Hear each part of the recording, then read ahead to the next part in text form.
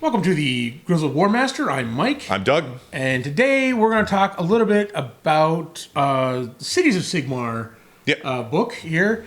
Now, amidst all the elite army books coming out right now, the Osiark Bone Reapers, the Ogre Maw Tribes, and even the one that came out with this one, the Orc. Yeah, Orc War Clans. War Clans.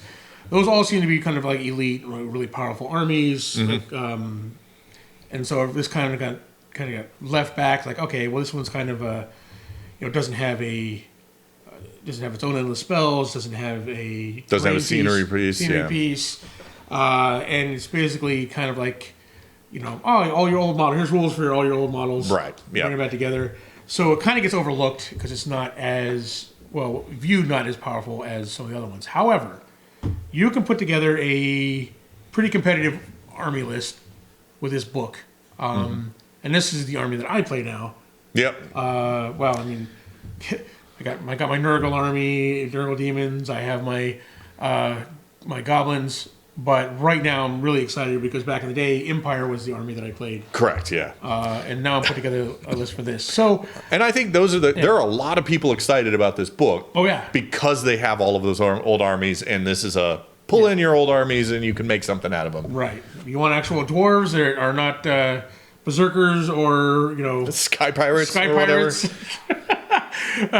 Or you want some actual wood elves that are not like ghosts in trees. Yeah. This is the book for you. I don't know. What do you think? You think competitive? You've been out in the tournament circuit more than I have recently. Yeah, I mean, I've actually, last tournament I was at, somebody was playing a Hammerhall army and he did pretty well. I think he got 5th place. That seems to be the popular army for tournaments. Hammerhall? No, Hallowheart. Hallowheart was the ones that seem to have been turning up at tournaments, at least early on, because there was a pretty obvious, it's super magical. Yeah. Their big thing, they don't have their own endless spells, but they do treat all endless spells that their wizards cast as if they were empowered, like you were empowered in the whatever realm that spell is from. So you can get some pretty powerful endless spells going with these guys. Right. And Hallowheart gives you all kinds of bonuses. More spells. It's got a bigger spell lore. So that was initially the super popular one. I like Hammerhall because of you're immune to battle shock in your own territory. Right. That was really good, I thought. The great thing about this is all wizards. That's one advantage they have. They don't have their own spells, but all wizards are empowered endless spells. So correct. No matter what. So no matter sorceress on a dragon, whatever. It doesn't, So it doesn't matter what city you're playing. You have a battle mage, you have a mage. Right. They cast endless spells, they're empowered. Yeah, the big thing about Hallowheart is you get bonuses to casting. Yeah.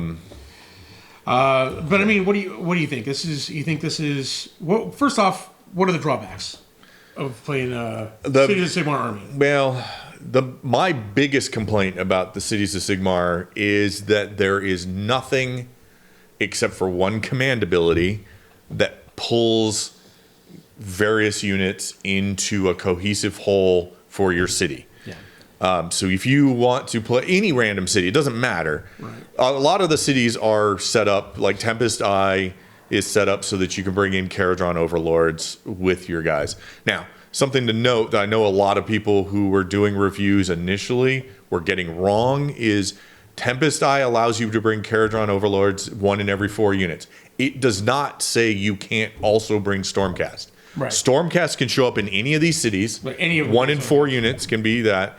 And then 2 of the cities, the Living City can have Sylvaneth. Yeah. And can bring 1 in 4 units. So you can have half your army be Stormcast and Sylvaneth, and then the Tempest Eye brings in Caradron Overlords. But if you had in your head a elf dwarf, a typical fantasy elf dwarf human army mix. Yep, it doesn't do you any good to do that because your human characters can't buff your elf characters. Your elf characters can't buff your dwarf characters. Yeah. Your dark elves have no interaction with your light elves, and there's nothing that brings them in. I'll say in my opinion, the most impressive thing in this book are the Free Guild. Free Guild works so well together. Now, a lot of people have said, and I think this is fine. I think a lot of tournament organizers are going to go, you can have like Free Guild Guard that you go, here's some elf Lothern Sea Guard, and here's some dwarf hammerers, and they're my, and just do them as a count as. Although, if you look at the War Scroll, they have the human keyword. So some people, if they wanted to be sticklers, could say, nope, those aren't human. Yeah. They have the human keyword. So take that for what it was. It depends on your area. I really like modifying and because like my original army idea back in the Empire Army was like kind of like a conscripted army. Yeah. So I used a lot of the militia guys for. So I mixed parts with militia guys. Yeah. And stuff like that. I will tell you this: the one thing I miss in this book is I miss my cannons. Yeah, cannons and mortars. They got rid of cannons altogether. Yeah. Now the only way you could have a cannon in this army is if you played Tempest Eye and had a cannon on a ship. Right. I can almost rebuild my old Empire army with a Greywater Fastness army. Mm-hmm. My only problem is, or I guess on a steam tank. I guess on a steam tank, you got a cannon. You get a cannon on a steam The only tank. thing I don't have my cannons and my and that's fine, but they make you take a dwarf. Yeah. The only engineer available is a cogsmith in this entire book, right? And I'm like, you can't have like a human engineer. I got some great I got the old human engineer. Yeah, with like the sniper rifles, on the Clockwork Steed, all kinds of stuff. But for some reason, they decided those were they're being, I guess everybody calls them being squatted. Yeah, like the squats were taken out of 40K. So no human engineers. Humans don't know how to make war machines anymore. Yeah. Only dwarves do. So, although they can apparently make Hellblasters and Hellstorm rocket batteries, but that's true. But cannons, no, that's too complicated. No, that's dwarf territory, and they don't know how to fix these things once they build them. So they have to have a dwarf engineer to fix them. It does not make a lot of sense. So they forced me to take a dwarf in my army. Yeah, for all you dwarf players out there, sorry, but I don't like to, He likes to be. Keep my dwarves segregated. Yes, in the mines. But like I said, there is a lot of synergy within Free Guild, within Phoenix Guard, Phoenix Temple. They're all still individual armies. Right. So I don't like that aspect that you can, but there's no synergy in bringing them together. There's no reason to take Phoenix Guard in your Free Guild army. Right. Other than they're badass. So yeah, they're badass, but they have to be on their own. The synergy's not there. They're not going to benefit from human command abilities or any of that kind of stuff. Right. They're going to benefit from whatever your city's one command ability is. Right. That's frustrating. It seems like you could have done a lot more to make them work together better. Right. Yeah. There's a lot more. They could work together with the mic here. It's against the table. Have more synergy amongst the different races. I think that would have been great because I would have loved to have. Because I don't mind. I think fun of having a dwarf in my army, but I would love to have like a fantasy army with dwarves, elves, and humans. Yep. But it's just not feasible. I mean, it's not competitive. Yeah. Well, then some of the units they got rid of don't make any sense. They don't make any sense unless you subscribe to the idea that they are eventually going to come out with a Light Elves book. Well, they don't have militia. Why did they get rid of militia? Yeah. That's not coming out in its own.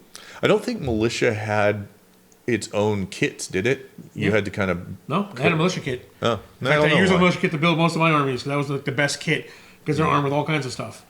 But who knows? Yeah, no, the old militia kit was one of my favorites. So, but yeah, they don't have militia. They don't have cannons. They don't have that. They don't have. They needed to have one thing. I really wish they would have had was a scenery piece. Yeah. That is probably the biggest crime here. Is I can understand not having endless spells because I think this is a cool way to do the empowered realm spells. Awesome. Right. I think that's cool. It makes use of those. But spells. Not having a scenery piece when every other army has. Well, although I don't think the Auric War Clan's got a scenery piece either. Okay, so these two armies that came out at the same time did not get a scenery piece. Right. Everybody before and everybody after has. And they didn't have any those models two either. Those two armies. There was nothing new other than the books for these. Yeah, these two armies were kind of like, oh, all of that stuff you already have. Here's a new book for it. Right. So that was kind of interesting. Yeah, I mean, but I like. Yeah. I don't know. Like I said, I put together. A lot of people are like, well, it's kind of hard to put together a competitive list, but we've seen some lists out there. The high magic, the magic list. I haven't seen a wood elf one together in the Living City. No, I haven't either. With some of the Wild Riders or something like that, but I've seen. I haven't seen personally, but the Dark Elf list seems to be popular for some of the. Yeah. Because a lot of people were big Dark Elf players back in the day, and they. Right. Yeah. And then like the one I saw, it was Hammer Hall. He was playing a Hammer Hall list, and he wasn't worried about synergy. He had handgunners, he had dwarf thunderers, he had Griff Knights, whatever those Griffin Knights were. Demigriff Knights. Demigriff Knights, yeah. He had Demigriff Knights. He had all kinds of stuff. And he did pretty well at the tournament. I mean, yeah, kind of middle of the pack. It was a smaller tournament, but he was at the middle of the pack. He was playing for 4th place though, and he was losing to Seraphon that knocked him down. So. And we just played a game yesterday with your new Osiark Bone Reapers. Osiark Bone Reapers. We only got through 2 turns, but you were able to do quite. I mean, handgunners devastated Immortus Guard. Just blew right through them. Yeah. You were able to put 7-8 wounds onto Catacross, so that was pretty impressive because he's had a 2-up save when he's using his command ability. So. Yeah. There's power there. Yeah, I mean the Greywater Fastness, and they have like a Greywater Fastness Artillery Company Battalion, which it's 120 points, but well worth it because it's let you fire twice in round 1 with your artillery. Gives you extra command points, which you need if you're playing Free Guild. Yeah, it gives you an extra relic, which you can do with or do without. It depends. Yeah. But yeah, that firing twice could be pretty potent.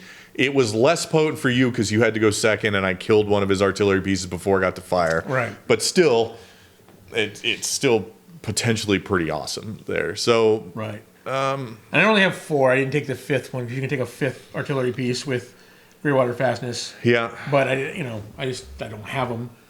Because back in the day, rocket batteries sucked. Yeah, and now they're awesome. Yeah. So. One of the problems, and if you can tell, this is not like your traditional review where we're going to go through. Here's every ability they have. Here's every war scroll. Those are out there all over the place. You can look up the abilities pretty easy. This is a true review where we're talking about what's good and what's not. Yeah, we played this and we're like, what is this a? Because there's a lot of back and forth out there online. People's trashing this book, saying it's not as potent when compared to all the other books that came out around. And it depends. I think there are some strong builds in this. There's nothing insane like a big wall with 3 war chanters and nothing but Ard Boys. Right. Where you're like, oh yeah, we're hitting on 2s, wounding on 2s, doing 2 damage with rend, and you're like, oh god, these guys are crazy. Yeah. or there's no Slanesh where it's like, yeah, I get to resummon my whole army on turn 3 or whatever. Right. Yeah. It's nothing crazy like that, but it's still got some good. This takes a little more, a little more skill to play, I guess. There's nothing in here that you're like, oh, I take this and I'm gonna wreck house. Yeah. Right. You gotta play smart. But I do pretty well with the Greywater Fastness army I put together. Yeah. I would like to put together a. I want to see I haven't seen a Dark Elf list in action yet. I have not either. Yeah, I've heard some tools that people are using, but I haven't seen it. I'm kind of eyeing it like a Tempest Eye because I like using Outriders and Pistoliers. People who can run and shoot and stuff like that. And maneuverability is a big deal in this. Seraphon are one of the oldest books out there, but people can win with them because of we teleport around the board and take objectives and screen you out. And it doesn't matter if we don't kill very many of you. We can hold the objectives long enough to get the points we need. Yeah. So. I will say you do need, especially if you're going to play in like I do in Greywater Fastest, where they got to stand and shoot. Mm-hmm. Like I'm gonna have a big block. If I set up on an objective, I can hold it. But moving to an objective. Is a little rough. That's why I have Outriders and Pistoliers. Yeah. But you just got I gotta not be tempted to because they're pretty great at, not to attack with them or not to like charge in with them. Right, got to keep them out there and take objectives. Outriders are great because they can run and shoot and they can retreat and shoot. Yep. Right, and so they're pretty great. They got repeating handguns. Pistoliers are pretty devastating on the charge, but they're great for running out to site and taking objectives. If you got like a 10-man unit of those, they can hit pretty hard because they can run up, shoot, charge in, get to shoot again. Yep, and then fight. And then fight. But there are ways to play this. I want to see, like you said, the main one is. It's not the Living City. What is it? It's Hammerhall. Hammerhall. Yeah, it's the. Is that the one? The premier one. You can be. Hammerhall is from Akshi and Gyran. Mm-hmm. So one thing, I kind of want. And I don't know what's going on. Maybe this is something that's going to come out in the General's Handbook. Half of these cities are in Akshi. Yeah. So only 4 realms. So you've got Akshi and Gyran for Hammerhall. And basically, with this, wherever your city is, that's the realm you're from. Which means if you want to take malignant sorcery relics, you've got to take them from there. Yeah. You can't go, well, I'm going to take this one from Ulgu, because there's no cities of Sigmar in Ulgu that are represented in this book. Right. Maybe there will be in the General's Handbook. That'd be a great addition to this. The Living City is from Gyran. Greywater is from Gyran. Greywater is from Gyran, yeah. So, and then Phoenicium is from Gyran, and Anvilgard is in Akshi, and so there's only 2. Akshi. Every city in here is either from Gyran or Akshi. Yeah. So that is a weird limitation to put on these guys. Right. You got three worlds, or you got like 6 cities you can choose from, and they're only representing 2 of the 8 realms. Yeah. So that's kind of an odd thing. The other thing overall, I like the idea of the cities. They're like a storm host or whatever. You've got, choose a command ability. I do like you get 3 command traits to choose from. You get 3 artifacts to choose from. 3 spells. Each city has their own spell lore. Yeah. And then you get a command ability that affects your whole army from that city. Right. So those are cool. I'm not a fan. Only 2 of the cities, in my opinion, have good battalions. Even the Phoenicium one, where you think, all right, well, it's pretty limited. I don't really want to take a ton of Phoenixes, but I guess some people like Phoenixes. They're cool models. So there's, so all of the cities are like, well, if you want to be from Hammerhall, then you're going to have to take Demigryph Knights and blah blah blah. If you want to be from this one and you want to use this, you've got to take actual wood elves, old world wood elves in your army. If you want to be from the Living City and take their battalion. So I didn't like that, especially when you've got stuff like when probably the weakest book out right now, the Beasts of Chaos, their battalions were like, you could take 0 to 1 of these, or 0 to 3 of these, or 2 to 5 of these. You could put almost your entire army in one battalion, right. And there was a lot of diversity in what you could put there. None of these are. It's like you need 1 of these, 2 of these, and 3 of these, or whatever. Yeah, I put all my. I took my battalion. I put all my artillery and my engineer in one. And I still have 11 drops. Yep. So. Yeah. Well, in my opinion, if you can't put a 2 or 3 or less drop army together, doesn't matter how many drops you have. Yeah, just assume you're going second. Assume you're going second. And in a tournament, major tournament environment. Assume you're going whatever you don't want to go. You're played, go set up as if you're setting up against people who have artillery. Assume you're going second, and they're going to devastate a bunch of your units before you get to go. Right. If you're playing against somebody who's got a close combat army, they're going to make you go first and come closer to them. Yeah. So, or you're a shooting list, so they're probably going to make you go second one way or the other because they won't. They don't want to get shot up. Yeah, depending. So anyways, it depends on but you're never going to get to control that. Right. If you can't do 2 drops, 3 drops max. But anyways. Well, but all in all, I would say if you're looking at this book to put together, an old school fantasy list, you don't have that in here. You need to stick with a theme.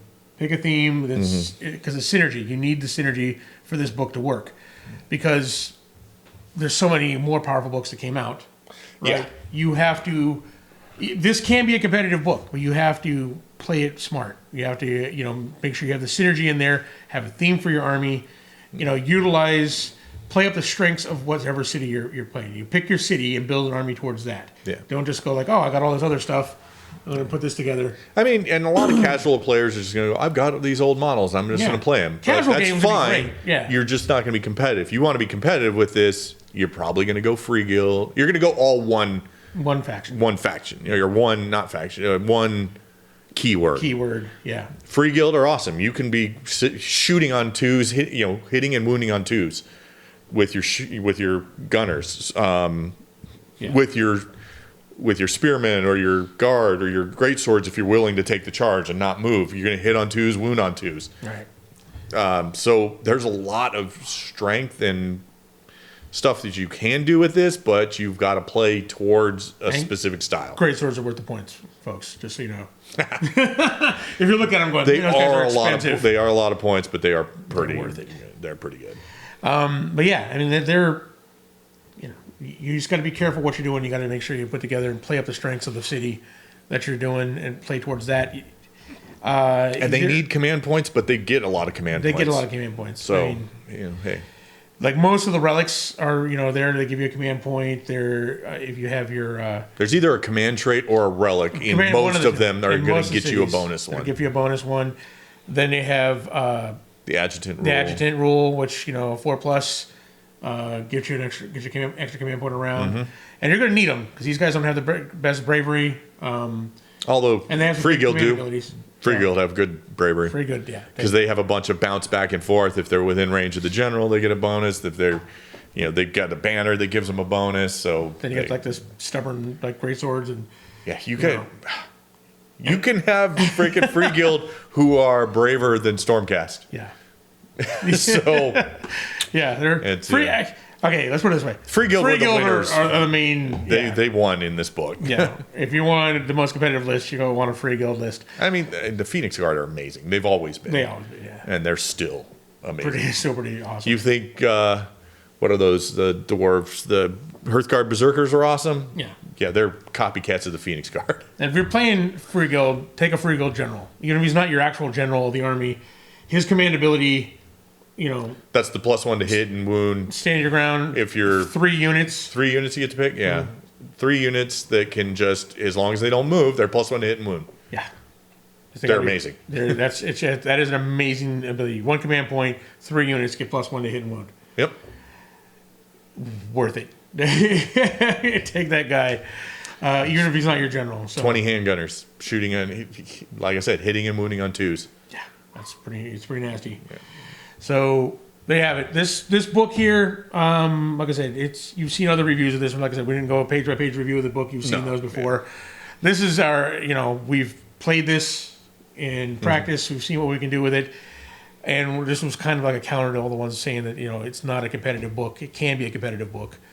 It's just not as intuitively competitive. It's not as It's not as easily competitive as Slanesh. Yeah. They don't have greater demons who are going, you attack last. Or you can just, if you're like, I want to pick ogres that look cool, you're going to come up with a cool list for ogres.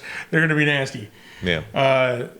It's a lot easier. You got to be a little more selective about what you're doing out of the Cities of Sigmar. Although, his list just wrecked ogres. I did wreck ogres with it. Wrecked ogres with him. Yeah. So, all right, guys. You guys play Free Guild or play Cities of Sigmar? Let us know what armies you put together, any weaknesses you found, or any strengths that we missed out of this book. Let us know in the comments down below, and we'll be back again with some more reviews or insights in some of the books and stuff that we've played. Please like, subscribe, share with your friends. We're actually getting some growth here on this channel here. That's the most important thing you can do right now. Share it with your friends. We're trying to grow the channel up, hit that magic 1,000 subscribers to where we can start actually doing stuff with the channel. Yeah. So if you can help us out with that, just share this around, and we will be back with more reviews. We're eventually going to get to battle reports. We'll do previews on stuff when we get information from the community on new armies, like Slaves of Darkness is coming soon. Yeah, so that'll probably be Mike's bailiwick. I did all the OCR Bone Reaper stuff. There's more to come on that because I actually played in a tournament. So we'll 1 year, my 3 armies I play is like it's like Goblins, Empire, and Chaos. Yeah, like classic sweet. Chaos. Yeah. So, anyways, that's all coming. Hitting my wallet this year, GW. All right, guys. Thank you very much, and we'll see you next time.